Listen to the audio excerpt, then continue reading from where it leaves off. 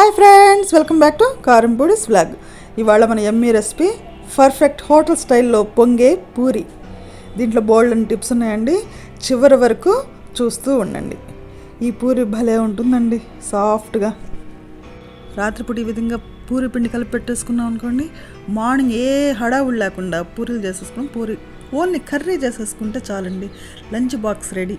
పిల్లలైతే చిన్న ముక్క కూడా మిగల్చకుండా తినేసి వస్తారు. మనం హ్యాపీగా ఫీల్ అవ్వచ్చు, వాళ్ళు హ్యాపీగా ఉంటారు. ఓ 1/2 కిలో గోధుమ పిండి తీసుకున్నాము, దాంట్లో సాల్ట్ వేసుకున్నాం తగినంత. 1 స్పూన్ నూనె వేసుకొని చక్కగా నూనెంతా పిండికి పట్టేటట్టు చక్కగా ముందు కలుపుకోండి. కలుపుకున్న తర్వాత దానికి సరిపోయేంత వాటర్ యాడ్ చేసుకుంటూ చపాతీ పిండి అంత సాఫ్ట్గా కాకుండా పూరీ పిండి కొంచెం గట్టిగా కలుపుకోవాలి. అలా గట్టిగా కలుపుకున్న తర్వాత ఒక 5-6 నిమిషాలు బాగా ఒత్తుకోవాలి. ఎంతసేపు ఎక్కువసేపు ఒత్తుకుంటే అంత బాగా వస్తుంది మన పూరి. ఆ ఒత్తుకున్న తర్వాత జస్ట్ దాని మీద ఒక 1/2 స్పూన్ నూనె వేసేసుకొని మరలా ఊరికిన జస్ట్ అట్లా దాన్ని కలిసేంత వరకు ఒత్తేసుకొని దాని మీద మూత పెట్టేసుకొని 10 to 15 minutes వరకు దాన్ని రెస్ట్ ఇచ్చేద్దాం. ఇప్పుడు మన కర్రీ చేసేసుకుందాం. ముందుగా మనం 2 స్పూన్ల శనగపిండి తీసుకొని లో ఫ్లేమ్ మీద ఆర్ మీడియం ఫ్లేమ్ మీద చక్కగా 3 to 4 minutes చక్కగా వేయించి పక్కన పెట్టుకుందాం. శనగపిండి కూడా రాత్రే వేయించి పెట్టుకోవచ్చండి. మరో ప్యాన్లో 3 స్పూన్ల నూనె వేసేసుకొని ఒక ఎండుమిరపకాయ కట్ చేసి, ఆవాలు, జీలకర్ర, కొంచెం పసుపు, కొంచెం కరివేపాకు చక్కగా వేగనిద్దామండి. కరకరలాడుతూ రావాలండి మన కరివేపాకు, అప్పుడైతే టేస్ట్ ఉంటుంది. ఒక 2 పెద్ద ఉల్లిపాయల స్లైస్లకు కట్ చేసేసి, ఒక 5-6 పచ్చిమిరపకాయలు కట్ చేసేసుకొని, కొంచెం చిన్న అల్లం ముక్కని స్లైస్లకు కట్ చేసేసుకొని వేసేసి తగినంత సాల్ట్ వేసేసుకొని చక్కగా మనము ఒక 3 to 4 minutes వేయించుకుందామండి.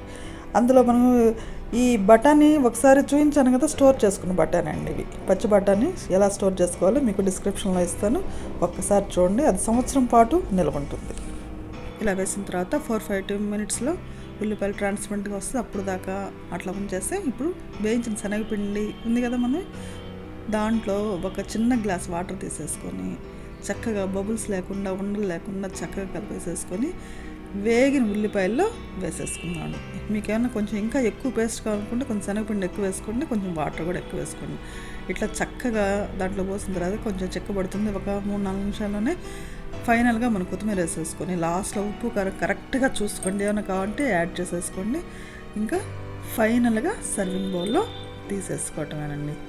ఇది ఎంత టేస్టీగా ఉంటుందంటే, మీకు కావాలంటే కొంచెం షుగర్ కూడా వేస్తారు. హోటల్లో అయితే కంపల్సరీ షుగర్ వేస్తారు, నేనైతే షుగర్ని స్కిప్ చేశాను. మీకు కావాలనుకుంటే యాడ్ చేయండి. ఇంకా పూరీ పిండి దగ్గరికి వచ్చేద్దాము. ఒక్కసారి దాన్ని చక్కగా ఒత్తేసుకోండి. ఒత్తిన తర్వాత మనం చిన్న సైజు నిమ్మకాయ అంత ముద్దలు చేసి పక్కన పెట్టేసుకుందాం.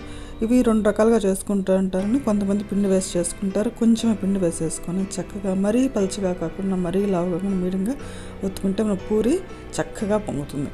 అలానే కొంతమంది ఈ పిండి లేకుండా కొంచెం ఒక చుక్క ఆయిల్ వేసుకొని ప్యాడ్ మీద దాన్ని పూరీలాగా ఒత్తేసుకుంటారు. మన ఇష్టం, మనకి ఏ విధంగా బాగుందనుకుంటే ఆ విధంగా చేసుకుందామండి.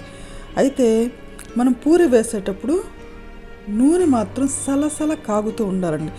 ఎంత బాగా ఆయిల్ కాగితే అంత బాగా పూరి పొంగుతుంది. అట్లా పూరి వేయటంలో జస్ట్ లైట్గా ప్రెస్ చేయండి, లేదనుకుంటే దాని మీద నూనె ఇట్లా వేస్తూ ఉండండి. చక్కగా పొంగుతుంది. మళ్ళీ ఒకసారి టర్న్ చేసి మరలా ఇట్లా చూస్తారు కదా ఎంత మంచి కలర్ వచ్చిందో, లైట్ గోల్డ్ కలర్ వచ్చింది కదా. లోపల చూసారు ఎంత బోల్గా ఉందో, అదండి మన పూరీలు. ఎంత బాగా వచ్చినాయి. హోటల్ స్టైల్లో ఇదే విధంగా చేస్తారండి. మీరు ఒక్కసారి మీ ఇంట్లో చేసేసుకొని ఎలా వచ్చిందో నాకు కామెంట్ చేసేసేయండి. ఈ వీడియో మీకు నచ్చిందా? అయితే మర్చిపోకుండా సబ్స్క్రైబ్ చేసేసేయండి.